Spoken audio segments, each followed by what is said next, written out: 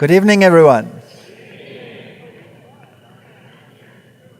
Well, we're running a little bit late, so I will give you the gist of the matter and then go slower when it gets to the current points.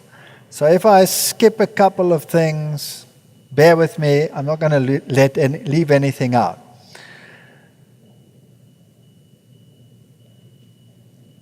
I'm not just a normal Christian or an ordinary Christian. I'm a Seventh-day Adventist Christian. And that means that we have a very particular message. And that message is called the Three Angels' Messages. And we are to allow nothing else to occupy our minds. Because within those three angels' messages, you have every single component that you can imagine. You have all the issues of the gospel. Worship Him who made. You have the hour of His judgment. That's law, standard. All of those issues. You have Babylon is fallen, separating falsehood from truth. And you have righteousness in verity, and do not accept the mark of the beast. You have all the aspects of the gospel. Because that angel that was flying in the midst of heaven had the everlasting gospel to proclaim. One of the features of this church is that it has been preaching for a very, very long time now that there will be legislation which elevates the first beast to a position of religious prominence and worship. Is that correct? And by definition, the first beast is the same as the little horn. And we don't have to speak euphemistically. It's the papacy. I'm being naughty. All the reformers said it was the papacy, and they had good reason to say it. And all the doctrines that we have regarding this have already been expounded by the reformers, including the day-year principle, which was believed by all the reformers, the Lutheran reformers, until they signed a concordat and no longer wished to believe it. But just because someone doesn't wish to believe something doesn't make it incorrect. If it's biblical, it stays biblical, whether we like to believe it or not. Now, we've been preaching that there will be enacted a law which makes void God's law. And that we will come before a choice where we have to choose between the observance of the seventh-day Sabbath, as it is in the Bible, or Sunday, which Rome claims to be its mark of ecclesiastical power. And that, of course, affects righteousness. What is righteousness in its simplest definition? Doing what is right. Simple, eh? It's not so complicated. And the ultimate righteousness is embodied in a person. And who is that? That's Jesus Christ. And by choosing to obey Him, I have, in actual fact, embodied His righteousness. Is that not right? So righteousness by faith is being covered by the perfect cloak of His righteousness, which enables and empowers me to be obedient to all the precepts of God. It's nothing that makes me great, it only makes Him great. Now, we've been preaching for 120 years, and far beyond that by now, that this is going to happen, and everybody keeps on saying it's more and more unlikely that it will happen. Well, I've titled this lecture, I Hear the Rumbling, and I'm going to just give you a very quick typology. We're going to skip a lot of these verses because of time. But I want to start with the King Hezekiah, because he was the one that still tried to fortify and build Jerusalem and do what is right. And we're going to work towards the fall of Babylon. Now, Hezekiah tried his best to stem the tide of apostasy in Judah, and the testimony of the Lord about him was, and thus did Hezekiah throughout all Judah, and wrought that which was good and right and truth before his God. Hezekiah built the tunnel, Hezekiah fortified the walls, he built the towers, and all of these are symbolic of what has to happen in the reconstruction of the gospel message. In other words, the gospel message will be reconstructed also in the end of time. And this is symbolic of what this church's program should be. Now, we all know what happened then. Hezekiah was confronted by the Syrian king, but he trusted in the Lord, the God of Israel, and there was no king like him in Judah, says the Bible. And when the Syrian king Sennacherib came with his 185,000 people, God promised him that this king would have no power over him. Is there a typology in this? Yes. If we have fortified the walls surrounding ourselves and our faith, and if we have built the towers and we are watchful, the king will have no power over us. And God will send his angels to protect him, just as when he wiped out 185,000 Assyrians. Be strong and courageous, be not afraid nor dismayed for the king of Assyria, nor for all the multitude that is with him, for there be more with us than with him. This is very encouraging. This is a typology for the end of time. Now, unfortunately, after this great victory which was wrought by God, Hezekiah, he was slightly uplifted like Nebuchadnezzar was.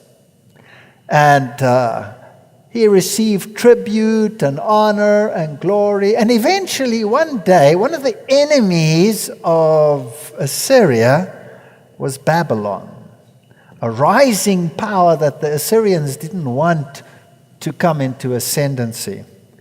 And these people sent a delegation. Be careful of these little horn powers that rise to prominence. And sent a delegation to Hezekiah, and Hezekiah said, "Come, let me show you everything that I have." You know the story, right? The Bible says he showed him all that was in his house, everything. There was nothing that he didn't show him. And then the prophet Isaiah in 2 Kings goes and rebukes him for what he did.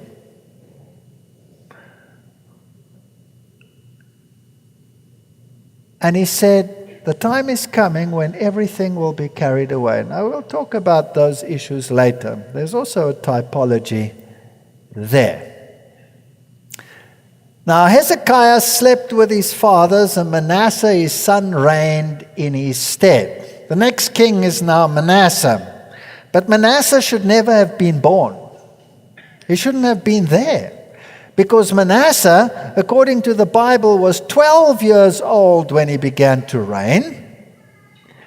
And Hezekiah, when at the point of death, pleaded with God Remember that the prophet Isaiah went back to him and his life was extended by 15 years. And there was the miracle of the sun going back 10 degrees and all of those issues.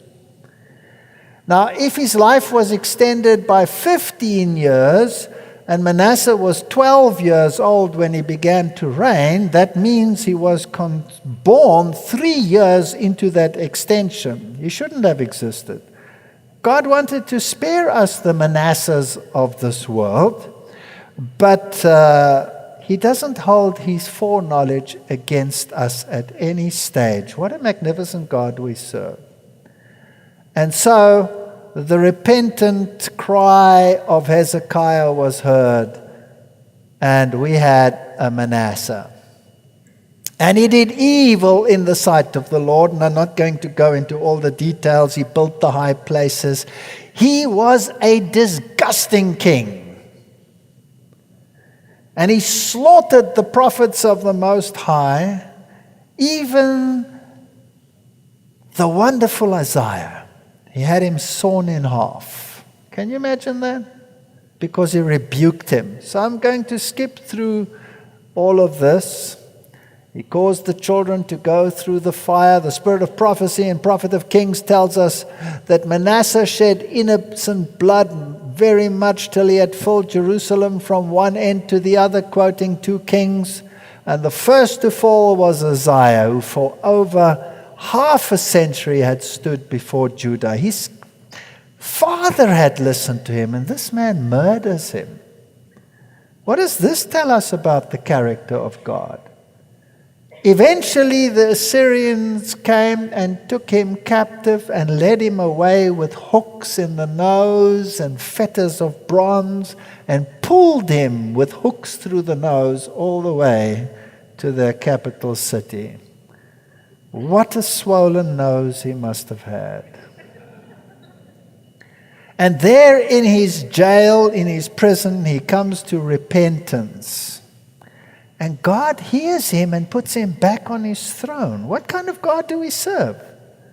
He had cut Uzziah in half. He'd killed all those who stood for righteousness. And God enthrones him again. And he tries to reverse what he did, but the nation had become rotten. You know, if we preach apostasy long enough, the rot sets in. And even if we try to reform, it is hard to remove the rot. There's a message in that. So I'm going to skip all this repentance here. And the prophets warned, and then Manasseh slept with his father, and his son Ammon reigned, but he was evil. So evil that the people couldn't handle it and they conspired against him and killed him. What an interesting story. And here it says in 2 Kings, the servants of Ammon conspired against him and slew the king in his own house.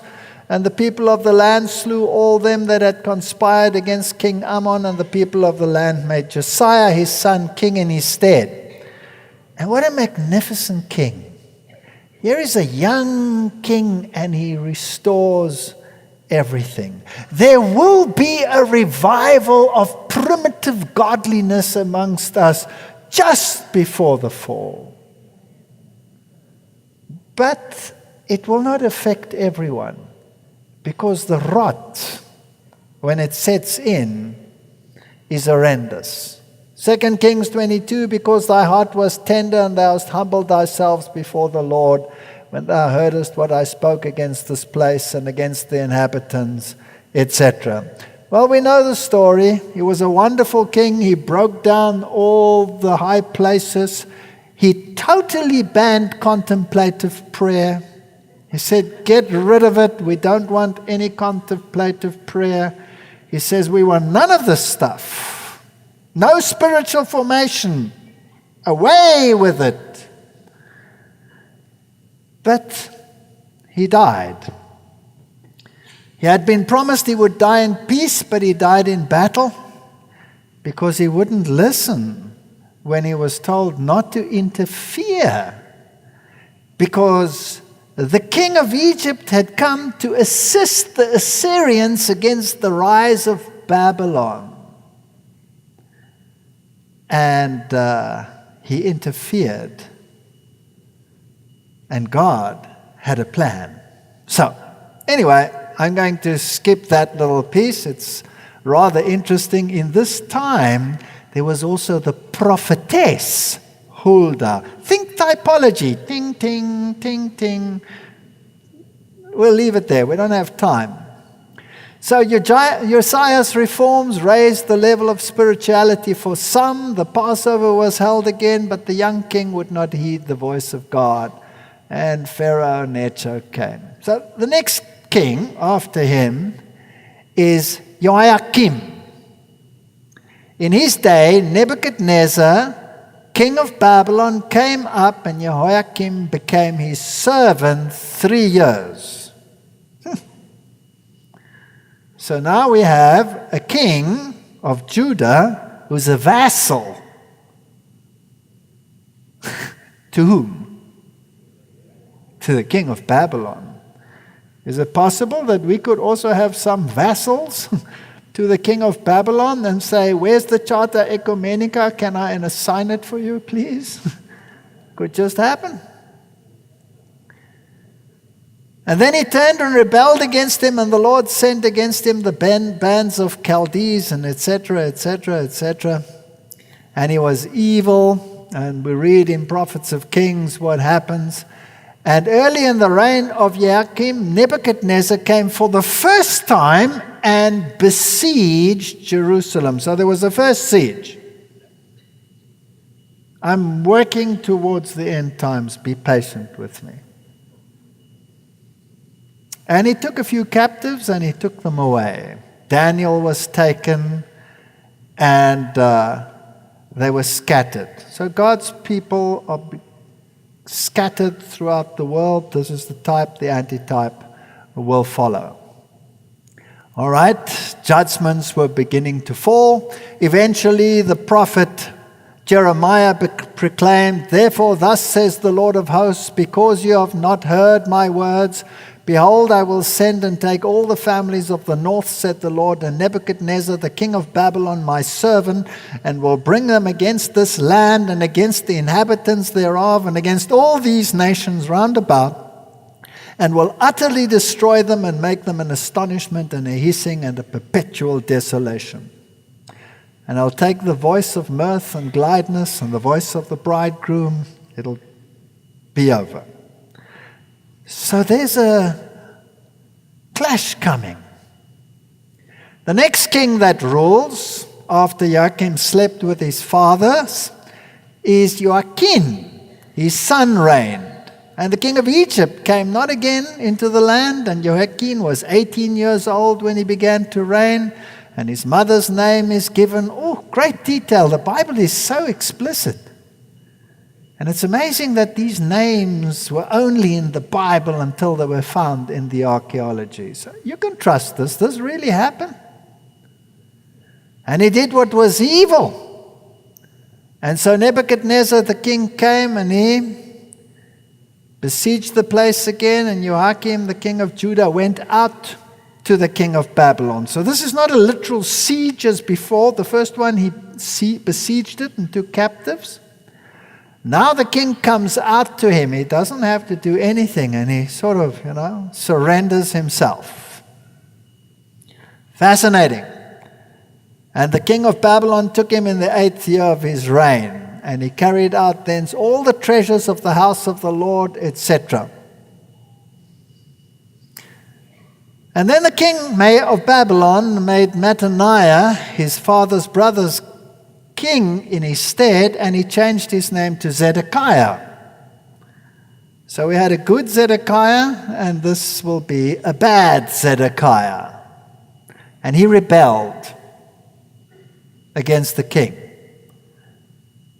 And the chief priests and the people transgressed very much after all the abominations of the heathen, and polluted the house of the Lord which he had hallowed in Jerusalem.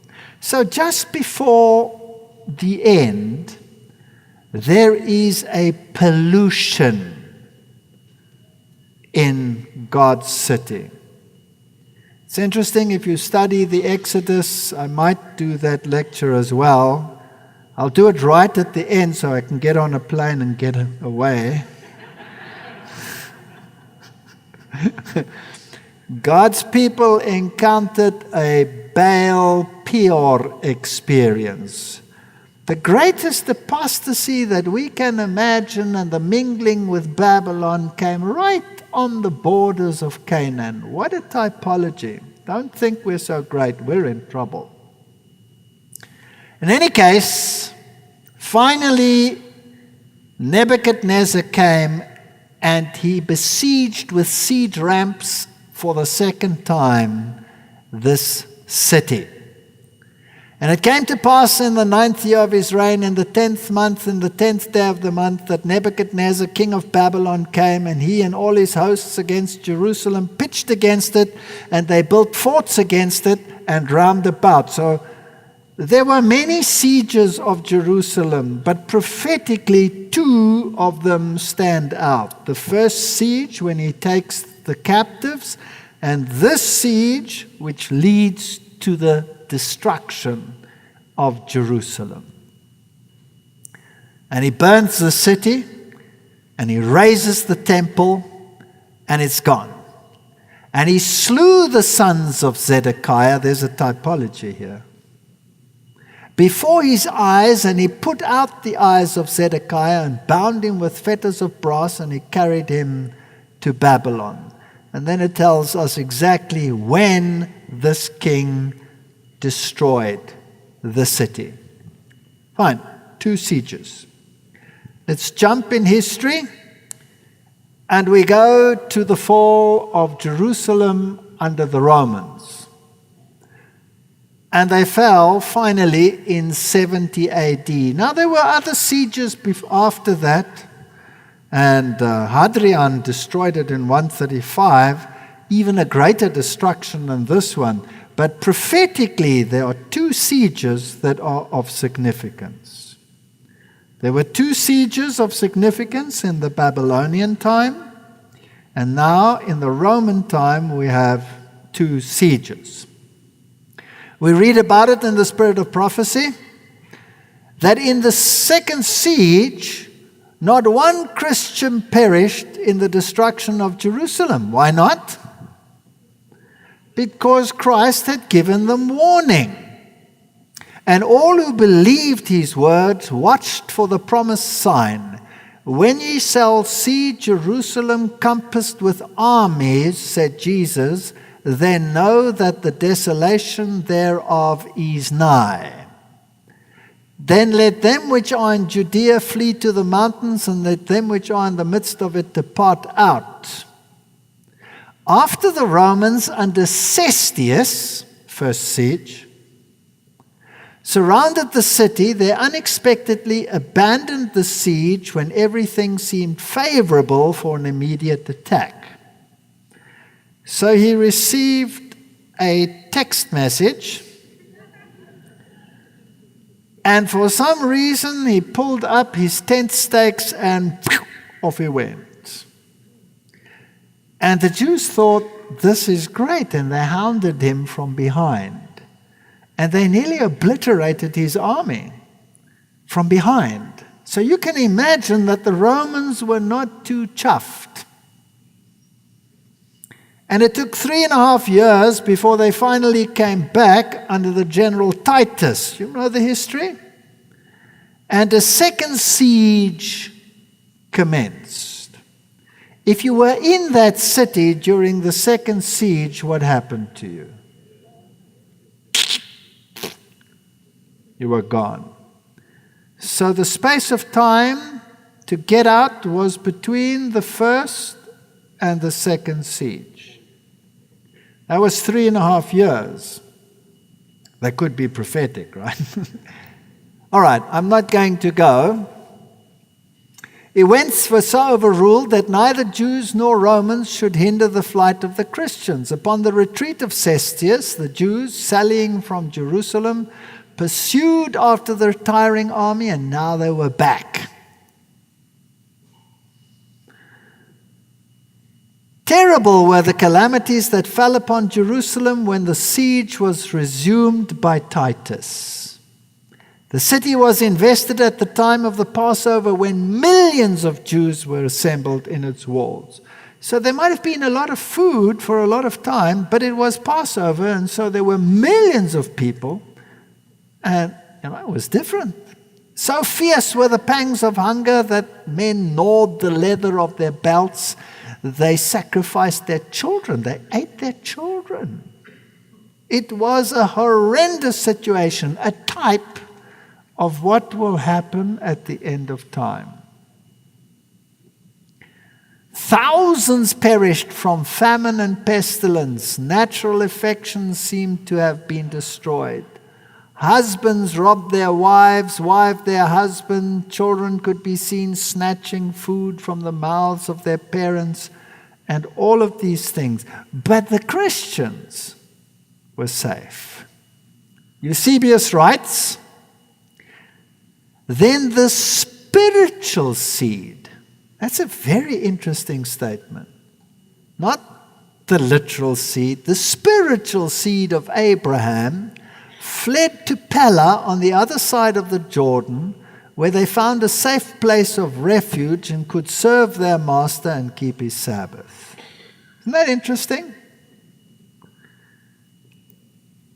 Pella. We went to visit the place. This is what's left of it.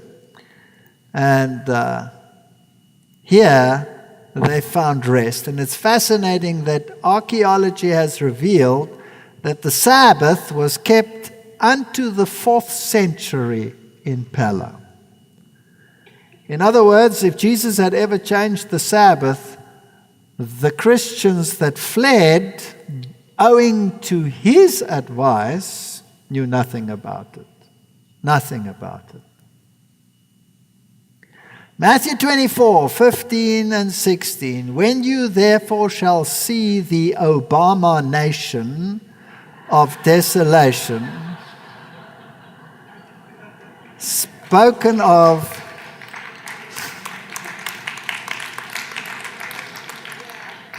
is it my African accent or is something wrong here?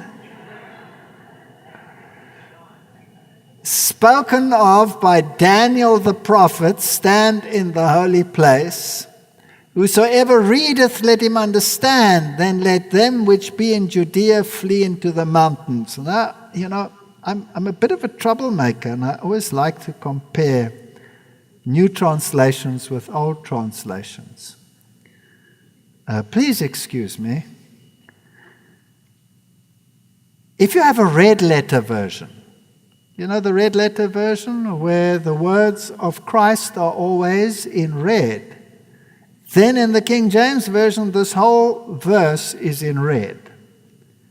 But if you read an NIV, then spoken of by the prophet Daniel is gone, it's in black. It's there, but it's written in black. Jesus never said it. By implication, someone else added it. They're so sneaky. Or maybe I'm just a conspiracist, I don't know. Let them flee into the mountains. Matthew 24, then let those flee into the mountains. And Luke, and when you see Jerusalem compassed with armies, then know that the desolation thereof is near. Now, what is this holy place? What is this holy place? Well, it wasn't the second chamber of the temple, right? Couldn't have been the second chamber of the temple because they were outside the walls of Jerusalem. Now, we have to go back to the time of Nehemiah. Nehemiah, when he was governor of Jerusalem, closed the gates on a Sabbath so that there would be no what? No economic endeavors. Right? No buying and selling. I want you to think typologically. No buying and selling. And the issue was what? Sabbath. That's what the issue was. But the nations around didn't take heed of what Nehemiah was doing, so they clamored for economic endeavors. And they parked their camel. It was a 4x4 camel right in front of the gate.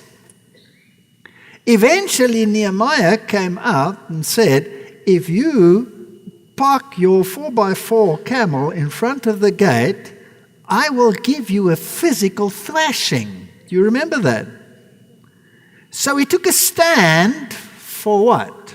No business transaction on the Sabbath day. And he pushed them out and he said, if anybody comes across this theoretical line, and he drew a circle, I'll thrash you. And that came to be known as the holy area, the holy place around Jerusalem, free of any economic endeavor. Because there was always somewhere in Jerusalem a Jew who would sneak out and think that it was okay to go to McDonald's on a Sabbath day. Of course, we wouldn't have something like that today. It wouldn't happen. So this was the situation. It was an economic deal.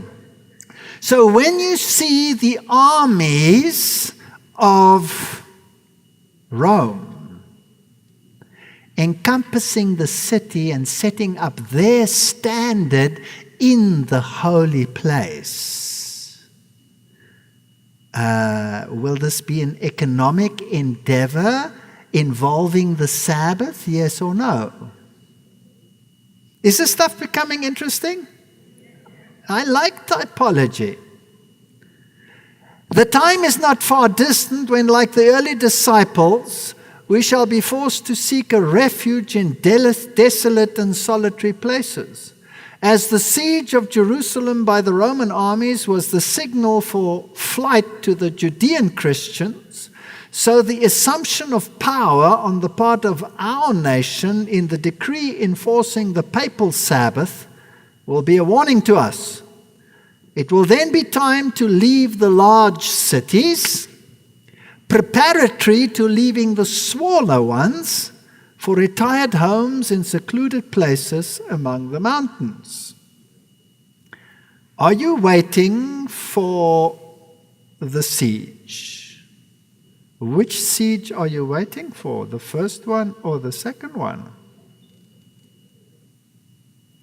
The prophets to whom these great scenes were revealed longed to understand their import. They inquired and searched diligently, searching what or what manner of time the Spirit of Christ which was in them did signify, unto whom it was revealed that not unto themselves, but unto us they did minister in these things. To us who are standing on the very verge of their fulfillment, of what deep moment, what living interest are these delineations of the things to come? Events for which, since our first parents turned their steps from Eden, God's children have watched and waited and longed and prayed. How close are we? And what is happening?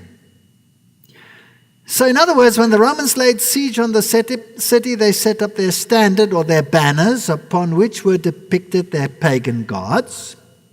And those standards were planted in the area around the city wall known as the Holy Ground.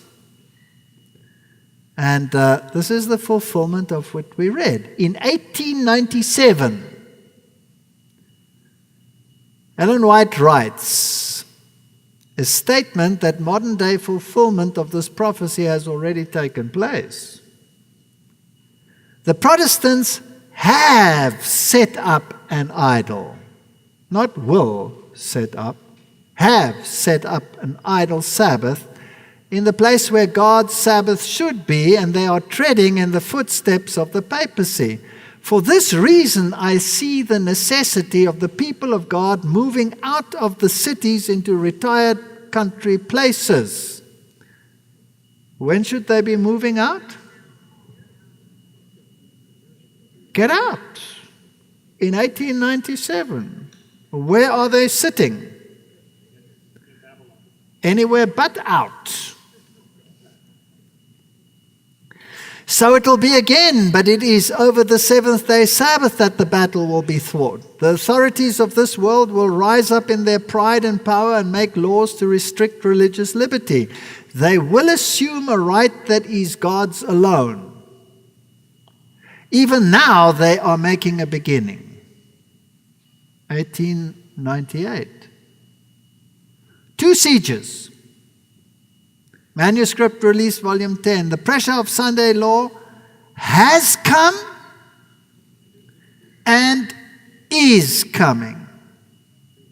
Wow. The decree enforcing the worship of this day is to go forth to all the world. In a limited degree, it has already gone forth. 1897. Fascinating. The time has come when, as God opens the way, families should move out of the cities. Not the time will come. The time has come. Written in 1903. The children should be taken into the country. Now please, I'm not advocating a panic here. What does it say there? As God opens the way. The prophet Isaiah says, my people will not leave in haste. Don't stress. Do we serve a living God or do we serve a dead God? We must show the world that we recognize in the events that are now taking place in connection with the national reform movement the fulfillment of prophecy. That which we have for the last 30 years proclaimed would come is now here. So the movement involved in the first siege has already come. It's already gone. Remember 1 Corinthians, let all things be done decently and in order. No panic. Said the messenger of God shall win. Well, just recently, there were preachers in Europe preaching that of course we have to live in the cities because we have to preach in the cities. I'm not talking about the tail, I'm talking about the head. Said the messenger of God, shall not the cities be warned? Yes, not by God's people living in them, but by their visiting them to warn them of what is coming upon the earth. Where should God's people be living according to the spirit of prophecy? Is this now sensationalism? Is this fear talk? Or is this just reading the spirit of prophecy?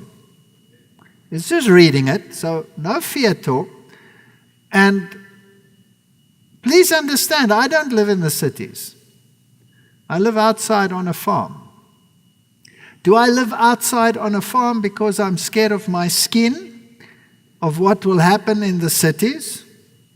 No, I'm never on my farm. I'm always in the cities. The probability of being nabbed in a city is far greater for me than resting on my farm. But obedience requires that I do what God says and leave the consequences to Him. So I'm not running away to save my hide. Why am I a health reformer?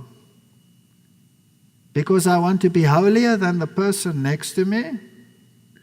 Because I don't want to die at the age of 25 but want to reach at least 30?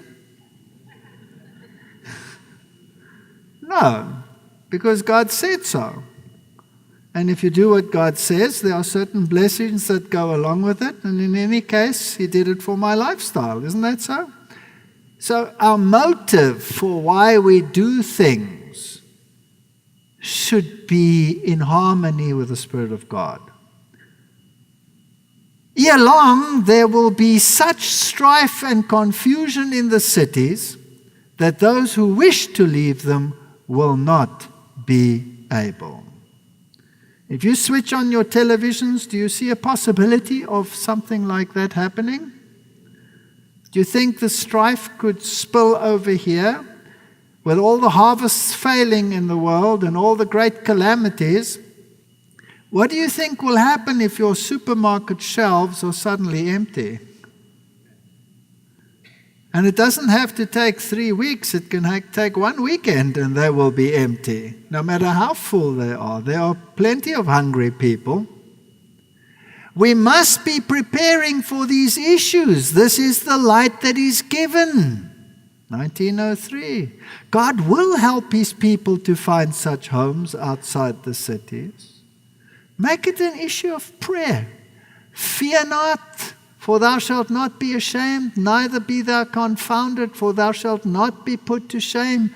Thou shalt forget the shame of thy youth, and thou shalt not remember the reproach of thy widowhood any more. Jeremiah, fear thou not, O my servant Jacob, and be not dismayed, O Israel. Behold, I will save thee from afar off, and thy seed from the land of their captivity. And Jacob shall return and be in rest and at ease, and none shall make him afraid. So this is not fear-mongering. I'm suggesting trust God and take him at his word. And if we trust God, there's nothing to be afraid of. Well, when was the first siege? The first siege was 1888.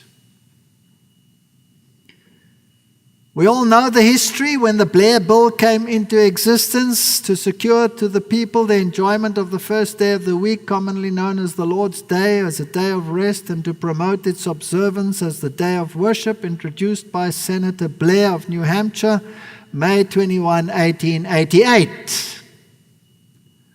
Referred to Committee on Education and Labor. Isn't that fascinating? You have a religious and an economic legislation. I like these little nuances, these little comparatives. Proposing an amendment to the Constitution of the United States respecting establishment of religion, etc., etc., etc. It's fascinating that Alonzo Jones, the very righteousness by faith man, and that's a beautiful coupling too, managed with his beautiful speech to swing the legislature so that that law was not enacted. But already they were taking captive people and Seventh-day Adventists in the south of this great nation, putting them into chain gangs and arresting them for transgression of the Sabbath laws. And then the siege passed away, first siege. The world was also ready to receive it because the great preachers like Moody, there was a great revival.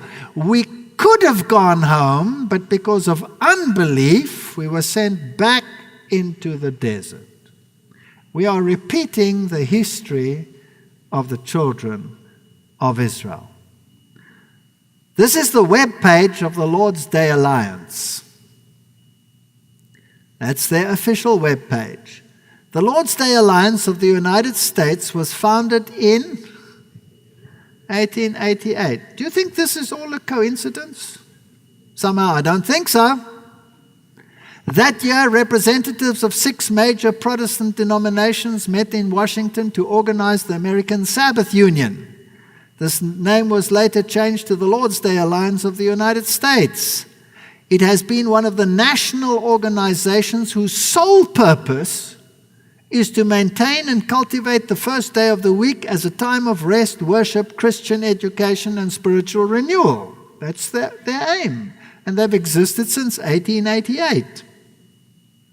Now, it's interesting to me that they write that the Lord's Day Alliance of the United States exists to encourage Christians to reclaim the Sabbath, the Lord's Day, as a day of spiritual and personal renewal, enabling them to impact their communities with the gospel.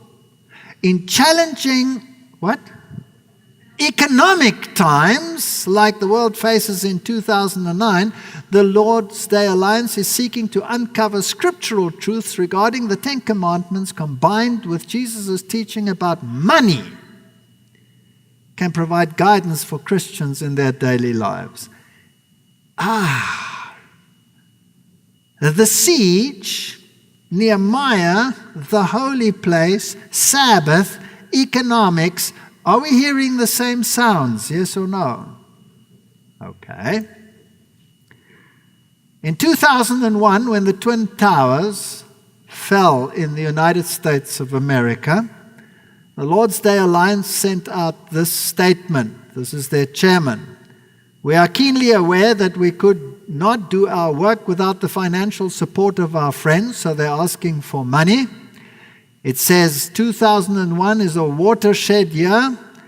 The national tragedy that occurred at September 11 in New York and Washington and Pennsylvania has changed our perspectives and frankly has caused even those who lack a spiritual thermometer to consider their faith, many for the first time in their life.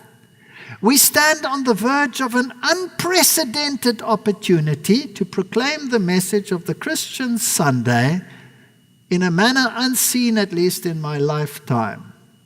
And then at the bottom of it, they have their address and their little statement. There's their address, and it says, serving the churches and the nations since 1888. Now, it is these great truths we read in the book Education that old and young need to learn. We need to study the workings of God's purpose in the history of nations, in the revelation of things to come, that we may estimate their true value, things seen and unseen. The day is at hand for the lesson to be learned, the work to be done, the transformation of character to be effected. The time remaining is but too brief a span. There's just a little bit of time here. Behold, they of the house of Israel say, the vision that he seeth is for many days to come. All these fearmongers talking about the end of time. The time is not far distant when the laws against Sunday labor will be more stringent, and an effort should be made to secure grounds away from the cities where fruits and vegetables should be raised. If the first siege is over, when will the second siege commence? Now, please note this statement. When the protection of human laws shall be withdrawn from those who honor the law of God, there will be in different lands a simultaneous movement for their destruction. So it's not just the United States. The United States will be the final enforcer, but in different lands there will be a simultaneous movement to enact this kind of legislation. The world must be prepared to say, we want it. Second siege. I hear the rumbling of the Roman army. I can hear the wheels of this mighty army under the antitypical Titus returning for the second time. How close are we to the final events that we have been preaching about since our existence? Are we going to put it off and carry on sleeping, or are we there?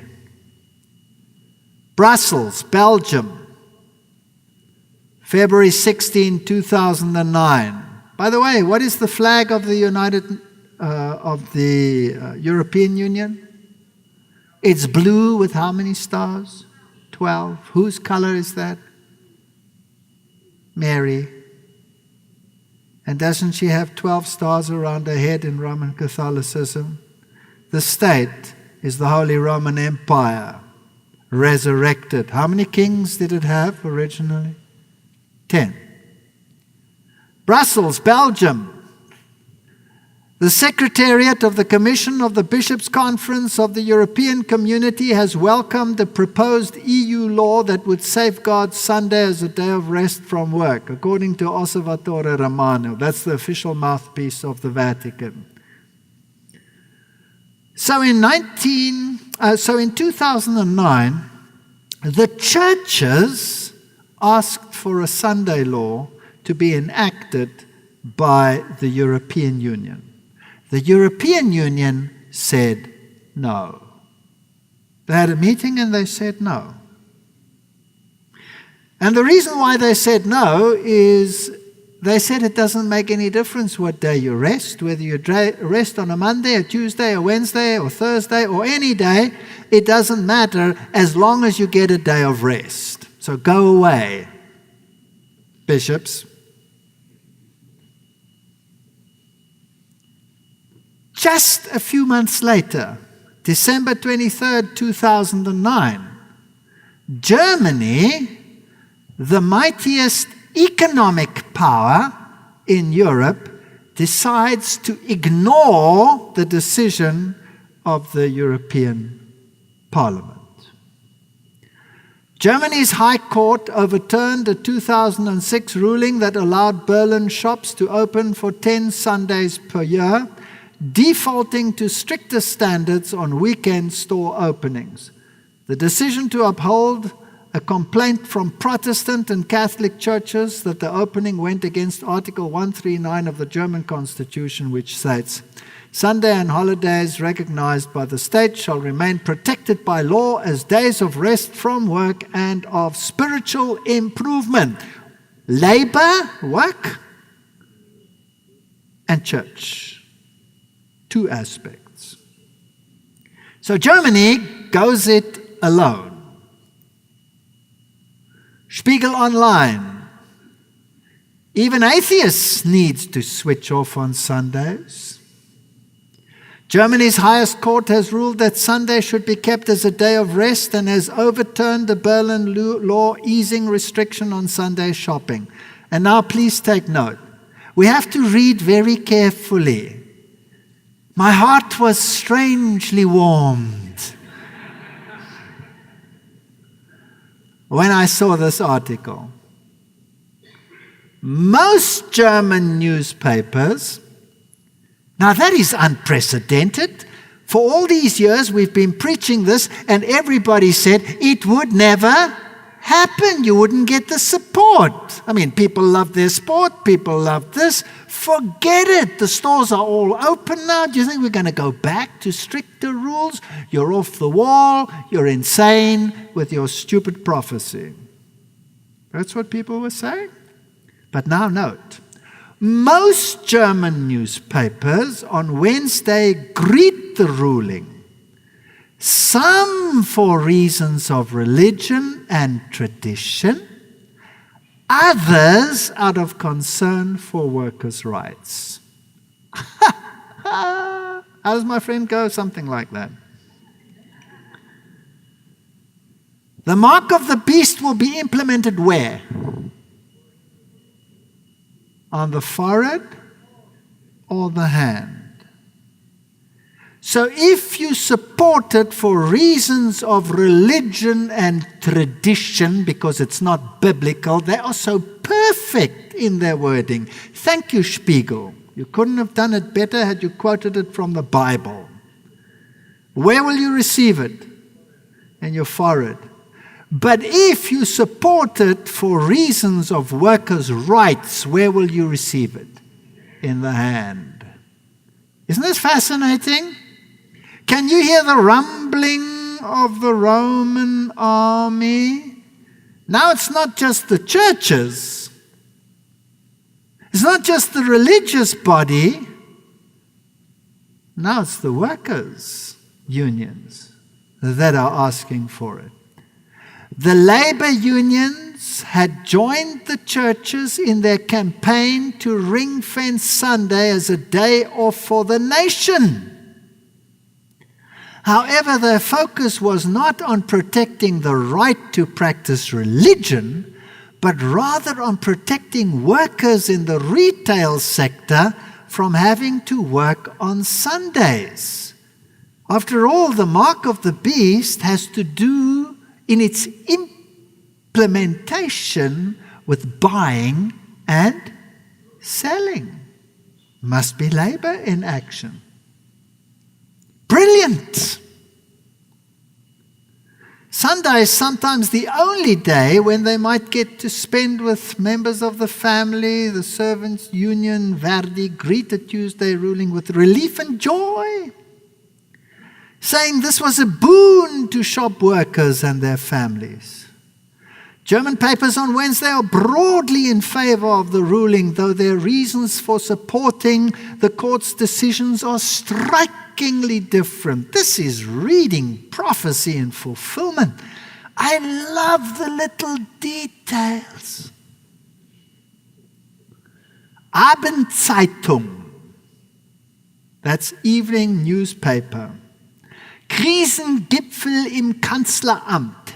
Das Sonntagsgekacker. Isn't that a nice sentence for those who are German speaking?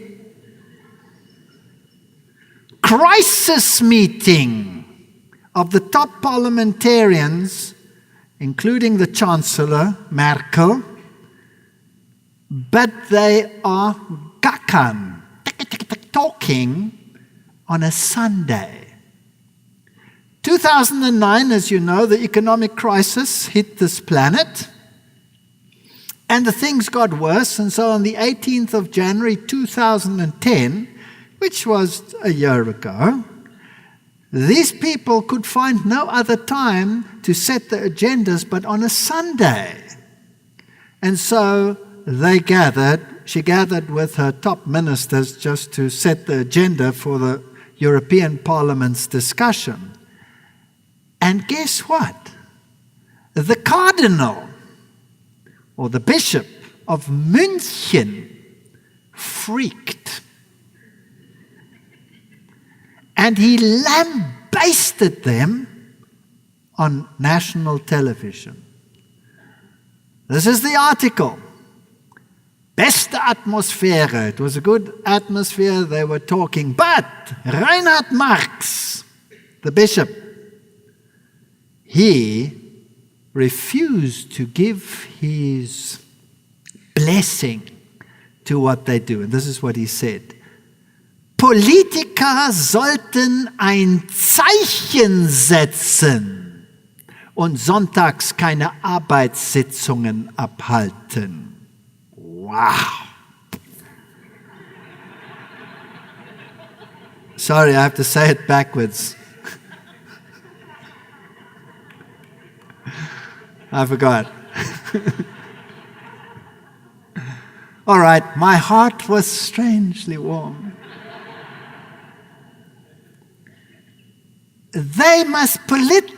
Politicians must set a sign.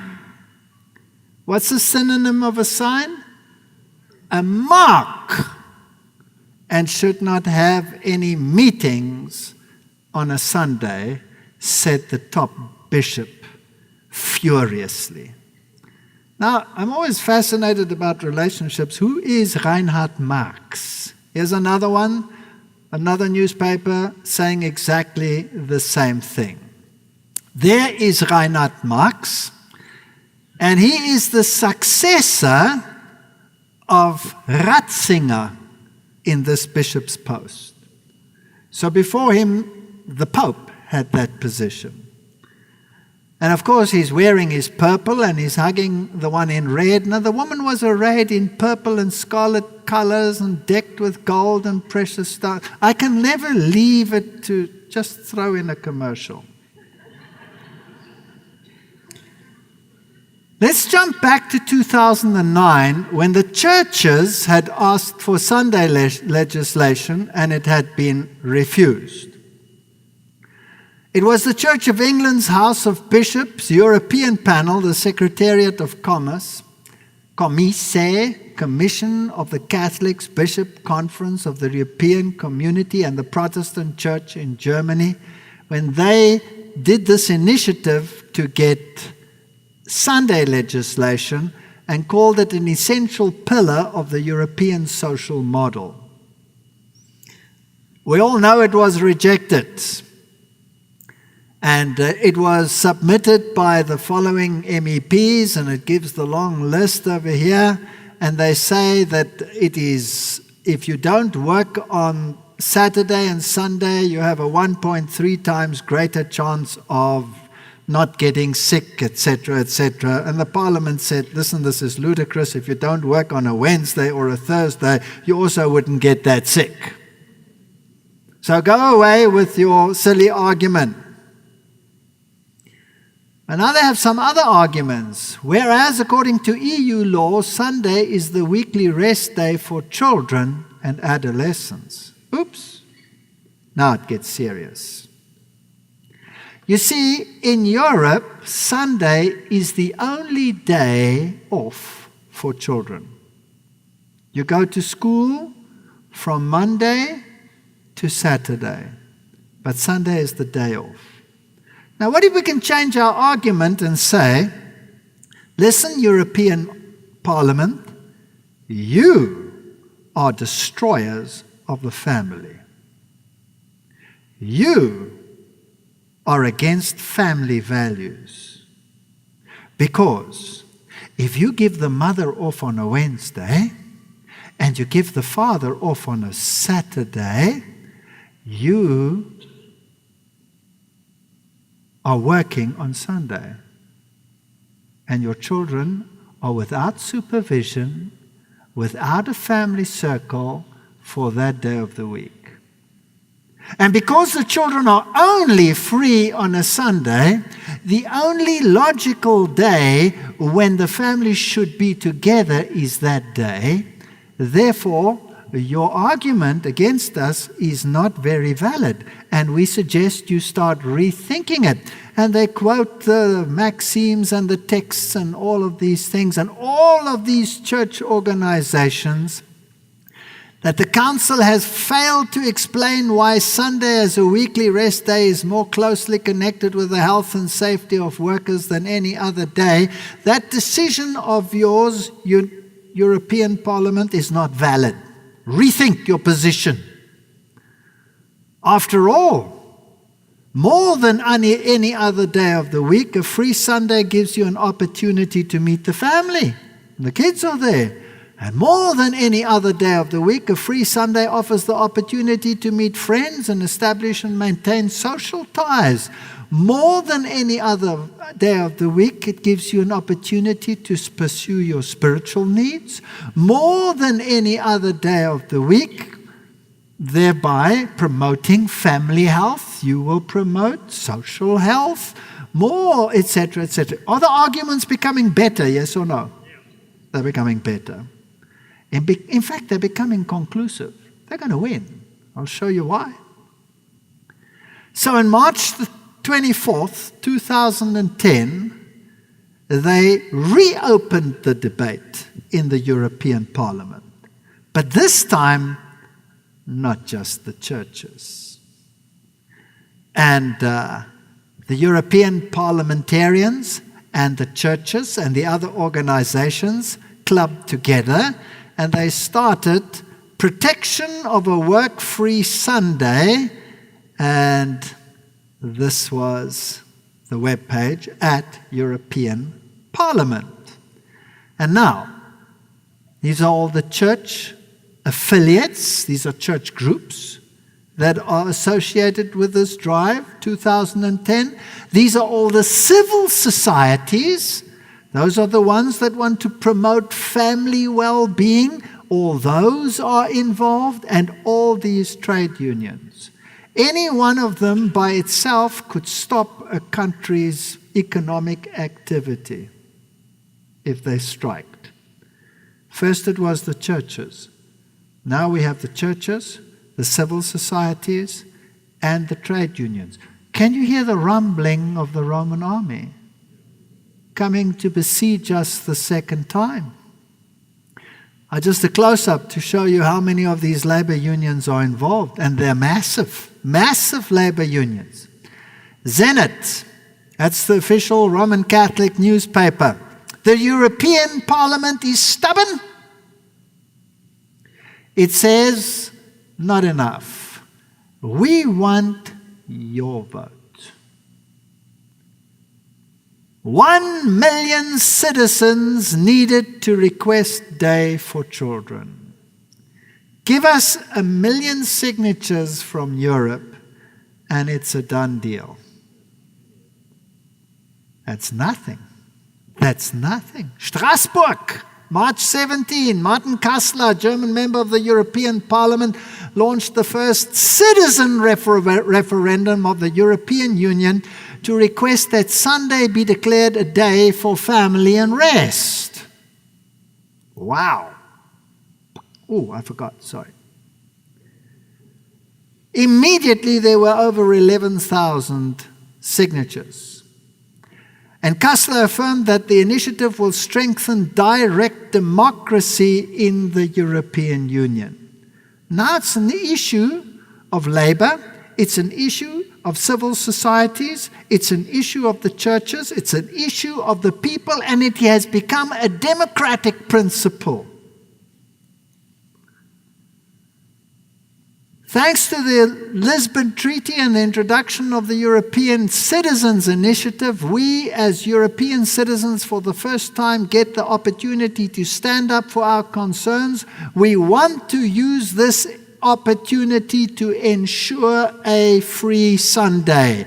And we want it now. Get involved. Get involved. And they open up web pages. The work-free Sunday is part of our European culture. We need a time for our families. Family becomes an issue. For civil society, for religion, a full working days is unlikely to be fulfilling. Rallying together, the press release noted that Kassler joined with 4 other deputies last year to introduce to the European Parliament a written declaration regarding the work-free Sunday. The required quota for parliamentary members was not present, but 261 deputies did sign the declaration. He expressed hope that the people from different political and social backgrounds can rally behind Sunday protection. He added every single person and organization all over Europe is welcome to support the first European Citizens Initiative, and so it carries on. And the web page is www.free-sunday.eu. Check it out. And push show all signatures and watch it go.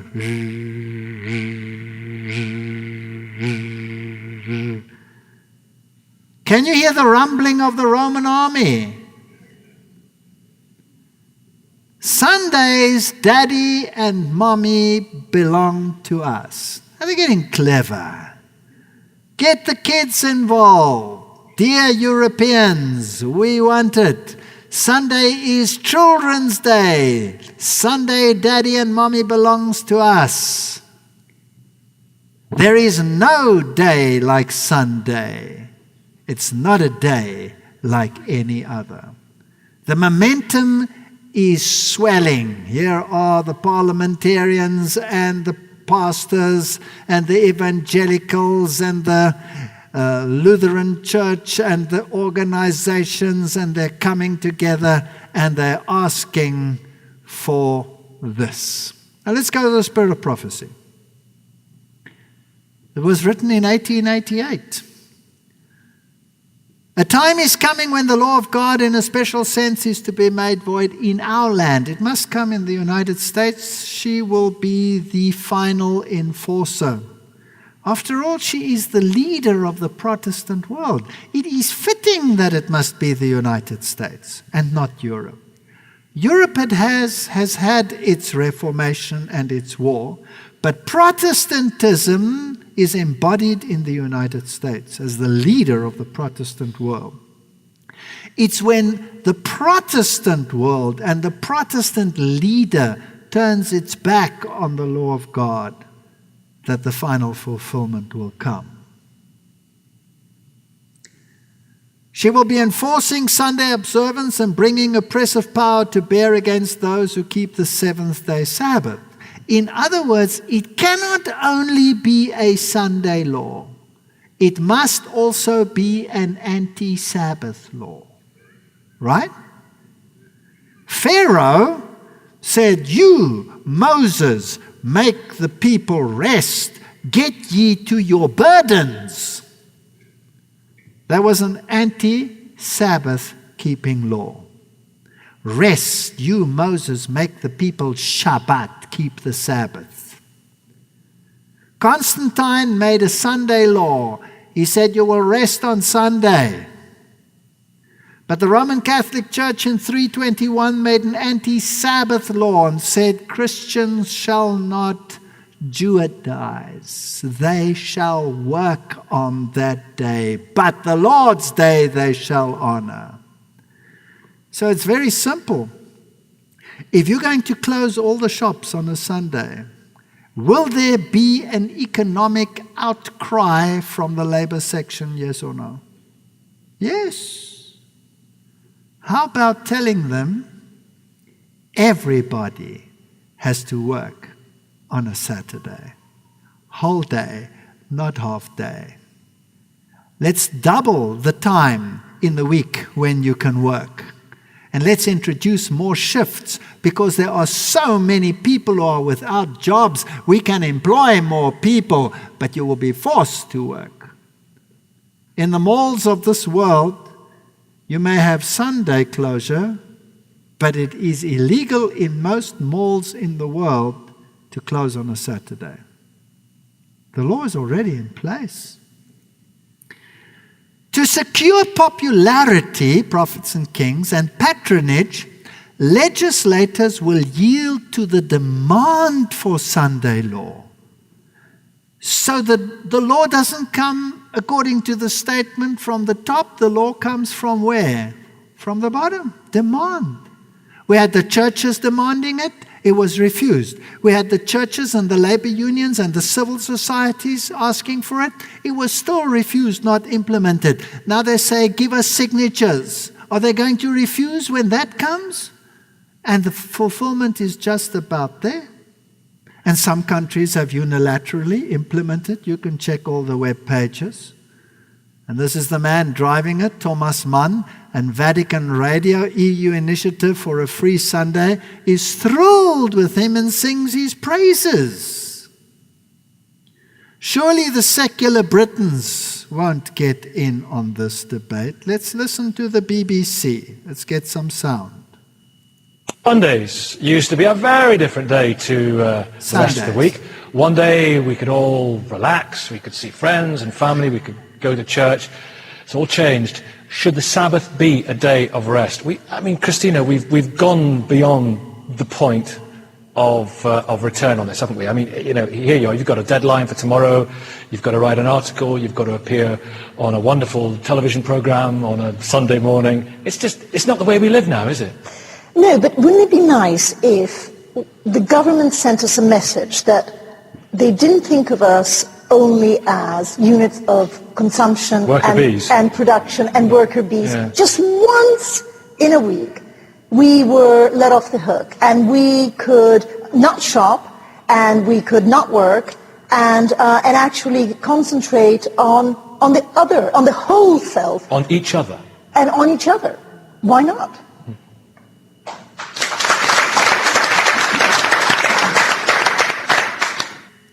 Wouldn't it be nice if government sent us a message just once a week that we are not units of consumption, worker bees, cannot shop?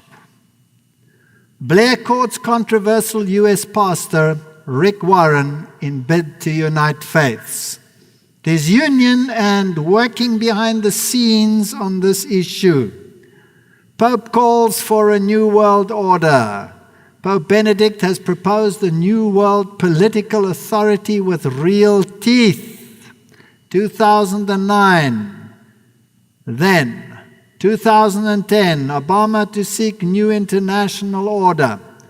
Obama is facing criticism for his declaration over the weekend that he would seek a new international order. Kissinger said this president has a real chance to introduce the new world order. And he made his speech at the military academy. Fascinating. Fascinating. The president added that the efforts by American armed forces need to be complemented with greater diplomatic engagement from grand capitals to dangerous outposts, more humanitarian assistance to needy nations, better communications amongst intelligence agencies, etc. First responses to all of these things. I'm not going to repeat my total onslaught lectures, but whether you are a Republican or whether you are a Democrat, it doesn't matter. You sit at the feet of the Knights of Malta. You sit at the feet of the Knights of Malta. You shake the hand of the Templars. Now, I know that he didn't write it, and you've all read this, but I just want to bring it into the story. It's on his webpage, so it must have been vetted and left there. Not written by him, not by Obama, but the blog is there. It plants a seed. There have been a lot of changes in the past 100 years. Not only have we seen gang activity increase along with crimes, but so has energy consumption. The other change I realized was the rescinding of Sunday laws across the United States. So perhaps we should consider enacting a Sunday law, not to restrict people from working, but to give liberty to those who can't choose. May 22, 2010, Pope calls for solidarity on the world's finances. Says ethics must guide all actions. What ethics must be introduced? What law favoring the first beast must be introduced on political grounds? On the same day that Obama called for a new international order to solve the challenges of our times, Benedict also called for international cooperation, particularly in the area of solidarity guided by ethics. I love his two hand signs.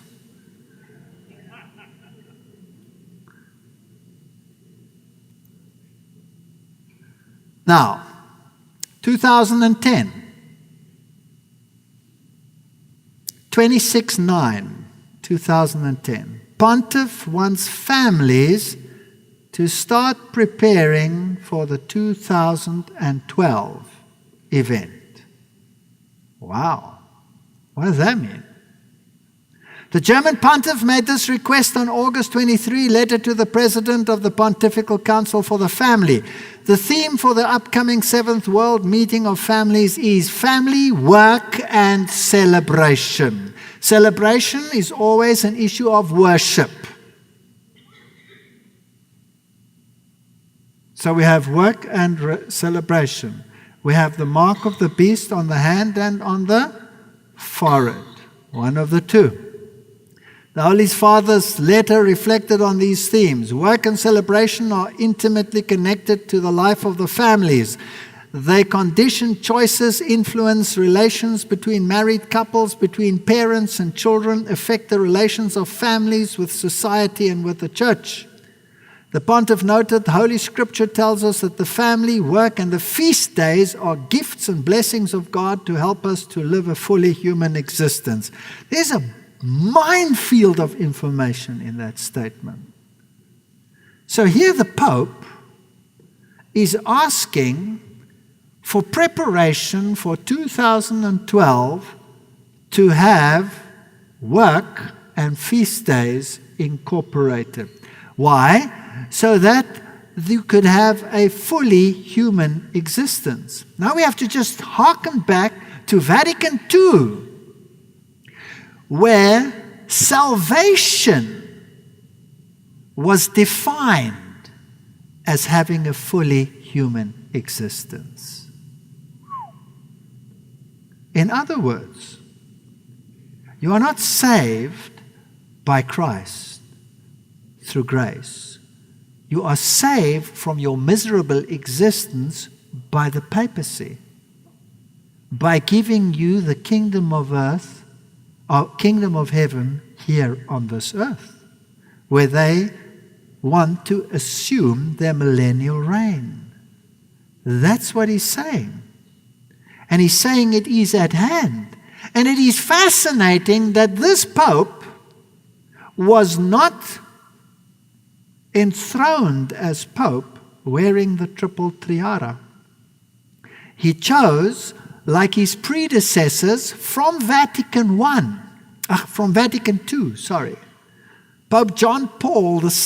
Pope Paul VI laid aside the tiara, which means ruler of the underworld, heaven and earth, the totality of temporal and spiritual power. He laid it aside and he put only the turban on his head, which was a symbol of his spiritual supremacy, gathering the churches together under one blanket after 1962.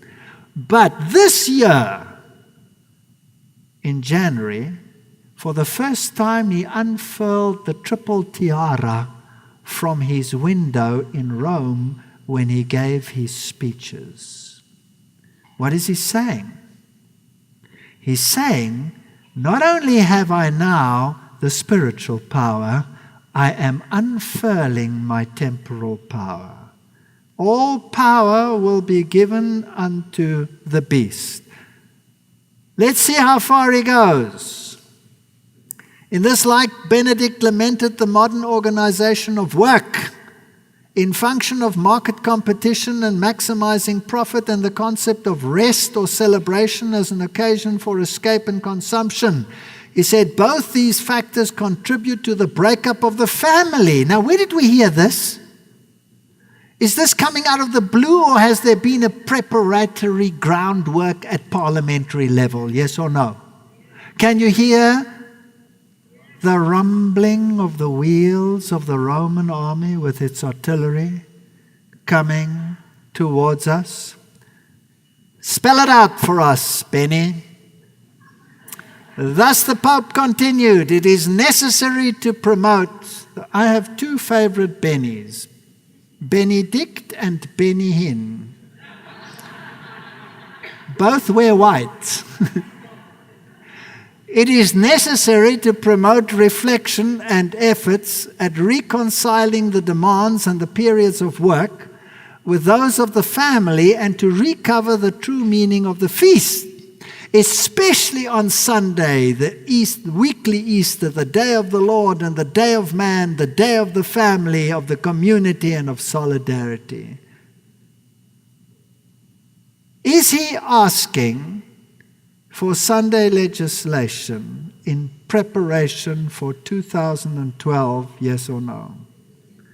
Which means he's asking for it to be prepared in which year? Are we going home? Are we going home? Let's see. It is my wish, and please note, this is zenith.org. This is Catholic source. It is my wish, therefore, that already in the course of 2011, the 30th anniversary of the Apostolic Exhortation of Familiaris Consortio, the great charter of family pastoral care, might be taken as a valid guide with initiatives at the parish, diocesan, and national level, aimed at throwing light on experience of the work and celebration in their truest and most positive aspects, with particular regard to the effect on the concrete life of the families. And this time, the wheels will not return, because this is the second siege. Typologically, this is it. Brothers and sisters, the time is here. We are going home. Ezekiel 39, 6-8, and I will send a fire on Magog and among them that dwell carelessly in the isles, and they shall know that I am the Lord. So will I make my holy name known in the midst of my people Israel, and will not let them pollute my holy name anymore. And the heathen shall know that I am the Lord, the Holy One of Israel. Where are we as a church? Are we ready for this, or are we in a great omega apostasy? And what will happen to us? Where does judgment start? Judgment starts with the house of God. And there will be a mighty shaking. And there will be a spitting out. Not a coming out. Get glue, as I have said. Sit in this church. This is God's church. It's going through. How it goes through, with all the planks intact, we'll look at that in another lecture. But the fact of the matter, this is God's church. This is the message that was entrusted to the pioneers. This is the message that will be preached to the end. Whether some wish to destroy the message, make it of none effect, or give an alternative message, that's not our business. Do what is right and leave the consequences to God. Behold, it is come and it is done, says the Lord God. This is the day whereof I have spoken. Revelation 21:6, and he said unto me, it is done. I am the Alpha and the Omega, the beginning and the end. I will give unto him that is athirst of the fountains of water and of life freely. And that's what I have to tell you tonight. The Roman army is approaching, and this time it will not return. What are the consequences? Don't flee, because fleeing comes later.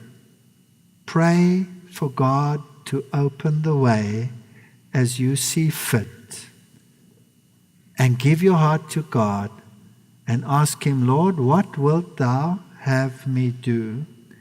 Not to save my skin, but to save the skin of others, so that many can be called to righteousness. May God bless you as you contemplate these things. Amen.